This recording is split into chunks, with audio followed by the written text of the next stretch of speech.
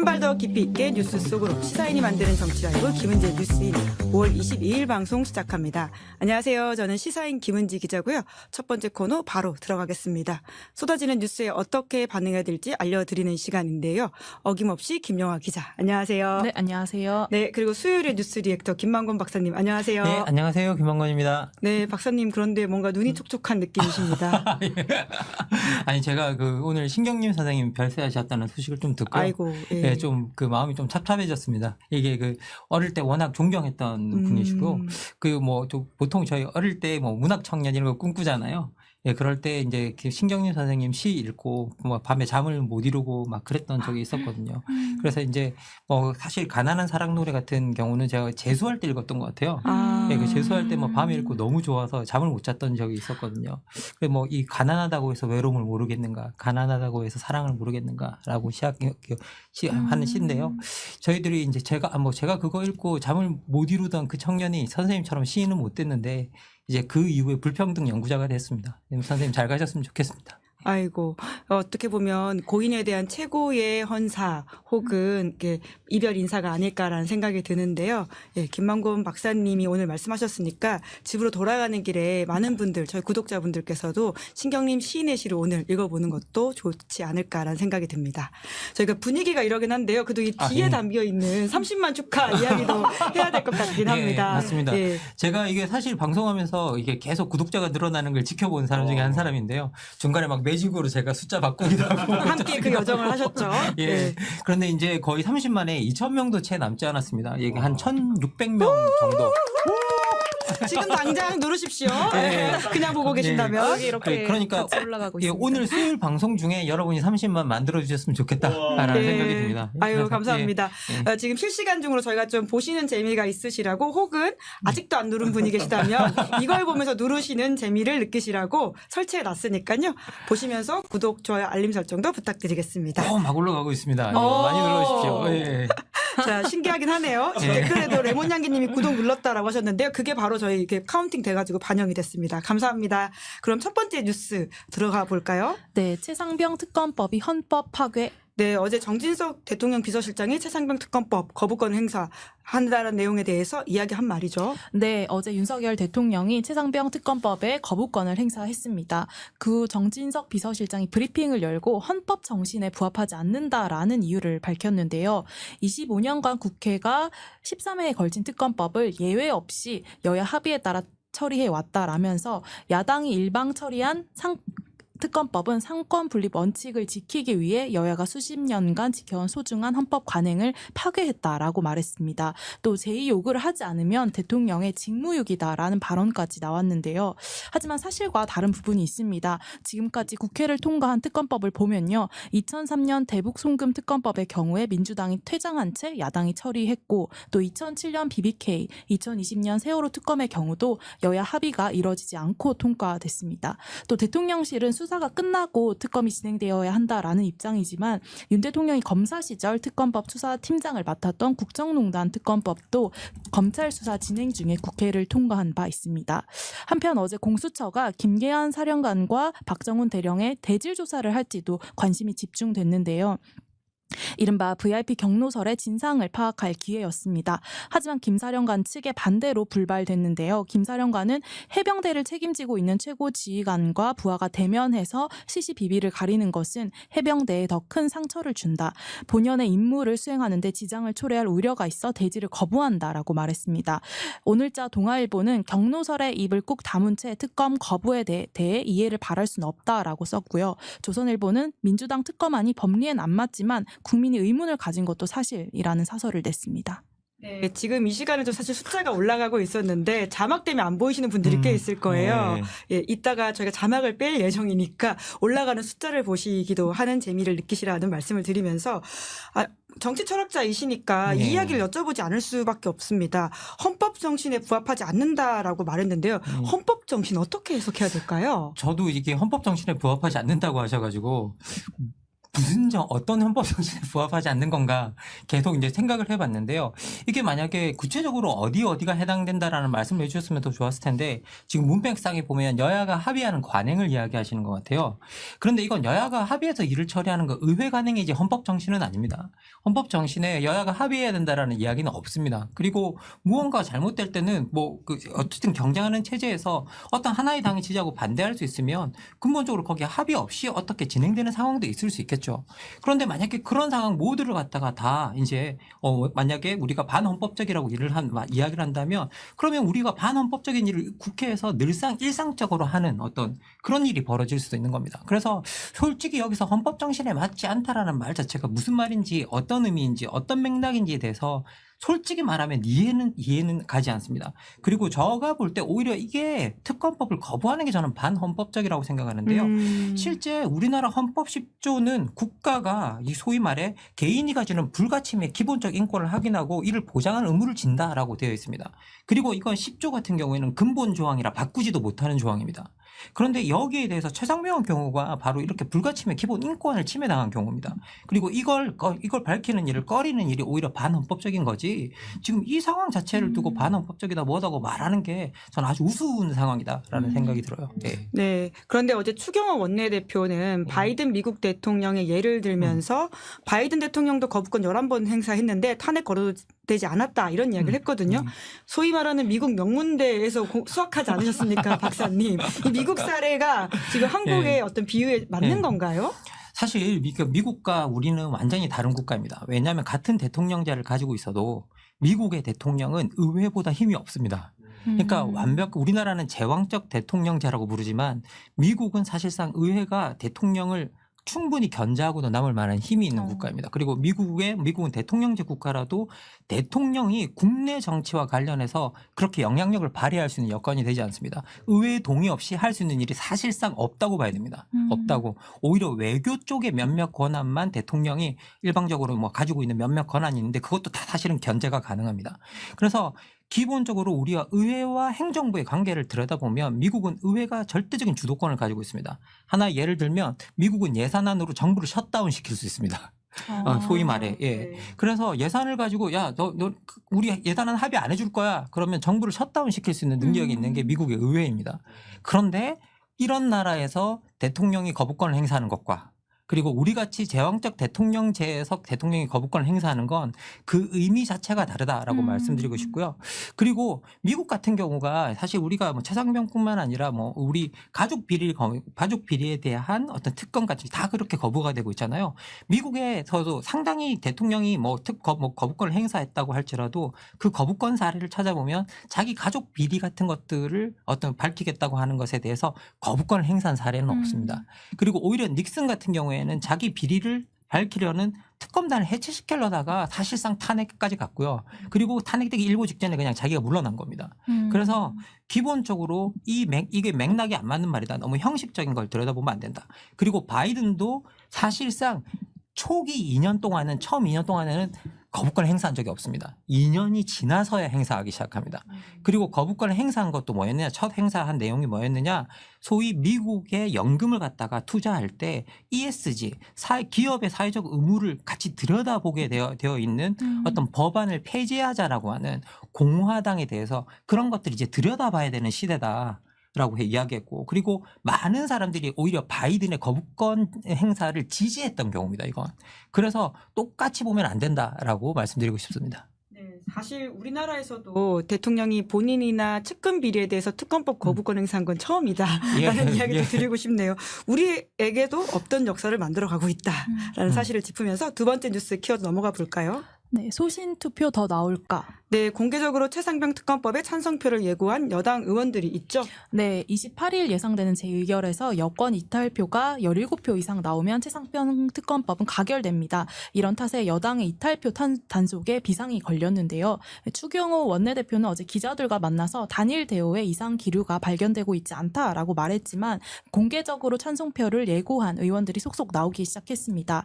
김웅, 안철수 의원에 이어서 어제 유이동 의원도 SBS 유튜브에 출연해 출연해서 이 특검법을 받지 못하는 이유가 뭔지는 잘 모르겠다라면서 찬성표를 던질 쪽에 생각이 많다라고 밝혔습니다. 안철수 의원도 어제 YTN 라디오에 출연해서 최상병 특검법 찬성 입장에 변화가 없다면서 이것은 이탈표가 아닌 소신투표다 이렇게 말을 했는데요. 민주당 윤건영 의원도 오늘 CBS 라디오 김현정의 뉴스쇼에 출연해서 세 분 말고 아마 더 있을 거라고 생각을 한다. 대통령이 괜한 선택을 했다 이렇게 표현하시는 분도 있다라고 말했습니다. 결국 22대 국회에 입성하지 못하는 여당의 낙선자들이 변수인데요. 민주당은 부결되더라도 22대 국회에서 1호 법안으로 이 최상병 특검법을 추진한다는 입장입니다. 이럴 경우 이제 대통령이 거부권을 행사를 하더라도 법안 처리를 위해 필요한 국민의힘 이탈표가 8표로 지금보다 이제 적은 건데요. 안철수, 김재섭, 한지아 당선자가 찬성 입장을 밝힌 상황입니다. 네, 이탈 투표가 아니라 소신 투표다 이렇게 강조를 했는데요. 그러니까 소신 투표가 중요한 이유에 대해서 좀 정치 철학적으로 짚어주신다면요. 기본적으로 사실 저희들이 뭐 소신 투표 이야기를 이제 정당 정치에서 하는 게 어떤 의미를 가지는가 이제 생각해 볼 필요가 있는데요. 사실 기본적으로 정당 정치라는 건 정당이 정한 어떤 입장이 가장 중요하다는 겁니다. 특히 정당 정치에서 비례대표가 많을 경우, 특히 비례대표 같은 경우에는 정당이 아예 후보를 추천하는 경우잖아요. 그럴 경우에는 사실 비례대표자들은 정당이 막 밝히는 그 뭐라고 해요? 기존의 기조에 사실은 거스르기가 상당히 어렵습니다. 왜냐하면 정당의 추천으로 의원이 된 경우이기 때문입니다. 그런데 우리나라 같이 이렇게 소선거구제를 갖추고 있다거나 지역구 의원제를 갖추고 있다고 한다는 건 어쨌든 한 번 정도는 정당의 추천을 거친다고 할지라도 자기 스스로 그 지역에서 뭔가를 이루어내야 되는 경우들이 있는 거죠. 그럴 경우에는 의원들이 어느 정도의 자율성을 가진다라고 또 볼 수 있습니다. 그리고 저희들이 이제 우리 같이 이제 우리와 정치 시스템이 좀 비슷한 곳을 들여다보자면 어쨌든 양당제를 가지고 있는 곳이라고 한다면 미국 정도가 될 텐데요. 미국도 이렇게 서로 교차 투표가 일어날 때 상대방의 정당이 지지해주는 그런 교차 투표가 일어날 때 미국 정치를 들여다보면 민주당과 공화당의 협력이 아주 활발하게 일어났습니다. 오히려 이데올로기적 투표가 일어나고 어떤 정당이 정한 데에 따라서 정한 입장에 따라서 무조건적인 투표가 일어날 때 오히려 적대적 대립이 훨씬 더 강화되는 어떤 그런 경향을 보였다라고 하는 연구 결과들이 나오고 있고요. 그런 걸 보면 소신 투표라는 것들이 말은 소신 투표이지만 기본적으로는 어떤 정책이 옳고 그것이 옳다고 간다면 우리가 이데올로기가 달라도 지지할 수 있다라는 걸 보여주는 어떤 그런 것들이기 때문에 이것들이 오히려 정치에서 역동성과 활력을 만들어내는데 어떤 기여하는 바가 있을 수 있다라는 생각이 듭니다. 특히 이게 우리나라 같은 양당제 구도에서는 이데올로기적 투표가 이루어지기 시작하면 사실은 돌파구가 없습니다. 왜? 어떻게 협력할 제3자들이 없고 거기에 대해서 변화를 줄 만한 제3의 정치 세력들이 없기 때문입니다. 그래서 어떤 이런 양당제 내에서의 소신 투표라고 말하는 것들 그리고 그런 것들이 교차 투표를 통해서 어떻게 보면 어떤 정책의 방향을 어떤 한 정당이 정한 것에 일방적으로 무조건 가지 않는 것 그렇게 만들어주는 건 어느 정도 정치의 역동성을 만들어내는 데 있어서 효과가 있다라는 생각이 듭니다. 예. 네, 여의도 국회의원을 향한 김만곤 선생님의 일타 강의입니다. 아주 고급지니까요. 이야기를 듣고 28일 투표에 임하셨으면 좋겠다라는 생각이 듭니다. 세 번째 뉴스 키워드 가보죠. 이태원 참사 책임 566일 만에 정직. 566일이나 걸렸다라는 건데요. 이태원 참사 책임자 중 한 명으로 거론되는 김광호 전 서울경찰청장이 이제서야 정직 처분 받았다라는 소식이죠. 네, 국무총리 소속 중앙징계위원회가 김 전 청장에게 정직 처분을 내리라라는 내용의 의결 결과를 지난 5월 17일 경찰청에 통보했습니다. 김광호 전 청장은 이태원 참사 부실 대응 혐의로 수사받은 경찰 간부 중에 최고위직인데요. 이 정직 처분은 경찰 공무원 징계 규정상 파면, 해임, 강등 다음으로 무거운 징계입니다. 김광호 전 청장은 지난 1월 불구속 기소된 뒤 직위해제 상태로 1심 재판을 받아왔습니다. 이태원 참사 당시 대규모 인파가 몰려 사고가 날 수 있다는 여러 보고서를 받고서도 경찰력 투입 등 대책을 지시하지 않은 혐의인데요. 경찰이 김 전 청장을 송치한 것이 지난해 1월인데 검찰이 올해 1월 기소한 것을 두고 비판도 나오고 있습니다. 이 참사 이후 1년 넘게 서울 경찰청직을 유지를 하다가 기소 이후에야 직위해제 해제가 된 셈인데 이 사건 처리가 차일피일 미뤄진 게 아니냐는 지적입니다. 오늘 동아일보 사설이 566일이 걸릴 일이냐 이렇게 비판한 사설이 눈에 띄는 이유이기도 한데요. 징계하는 흉내만 내는 것이 아니냐는 말이 나와도 지나치지 않다. 희생된 대형 참사의 책임을 묻는 일에 검경이 이렇게 느슨해도 되는 것인지 묻지 않을 수 없다. 이렇게 썼습니다. 네, 566일 만에 정직. 사실 의미를 짓는 것도 참 속상한 상황입니다. 예, 이게 사실 어떤 방식으로든 이제 사회적 참사가 일어나고 나면 거기에 대해서 정치와 행정이 명확하게 책임지는 모습을 보여야 하는데요. 이 세월의 때도 그랬고, 그리고 그 이후에 들여다보면 이번 이태원 같은 경우에는 사실 그 책임이 전무하다, 책임진 사람이 전무하다 봐도 뭐 저는 이게 뭐 과언은 아니다라는 생각이 듭니다. 그리고 정무적으로는 아무도 책임지지 않았습니다, 지금까지. 그리고 이제 그나마 이제 김강호 청장 같은 경우가 이제 정직이 된 건데요. 이걸 우리가 어떻게 봐야 되냐, 뭐 그나마 이제야 고작 뭐 사실 이 정도로밖에 평가를 할 수가 없는데요. 실제 이제 여기서 보면 우리 어떻게 보면 사건에 대한 책임이 있는 사람들을 조사하는 기간도 길었고, 그리고 더 나가서 기소하는 기간이 엄청나게 길어서 기소 자체가 447일 만에 되는 일이 일어납니다. 그러면서 어떤 일이 일어났냐면요. 이런 사회적 참사의 주역인데도 불구하고, 주역이라는 말이 웃기네요. 아주 어떻게 그런 역할을 했는데도 불구하고 이 김 청장이 20개월 가까이 자리를 지켜서 최장수 서울경찰청장이 되었다라고 이야기를 하고 있습니다. 그러니까 아주 역설적인 어떤 상황들이 만들어지고 있는 거죠. 그리고 저는 무엇보다 이 사태에 대해서 제대로 책임을 아무도 지지 않았다라는 증거는 누구냐? 현실적인 증거는 누구냐? 이상민 장관이라고 생각합니다.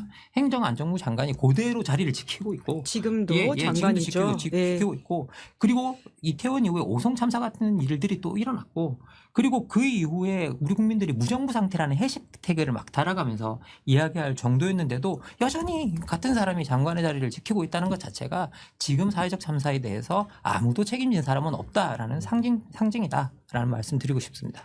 네, 정말 속상한 논평이다라는 생각이 드는데요. 계속해서 감시하고 알리는 게 저희 역할이니까 또 팔로우업 하겠습니다. 네 번째 뉴스 키워드 가보죠.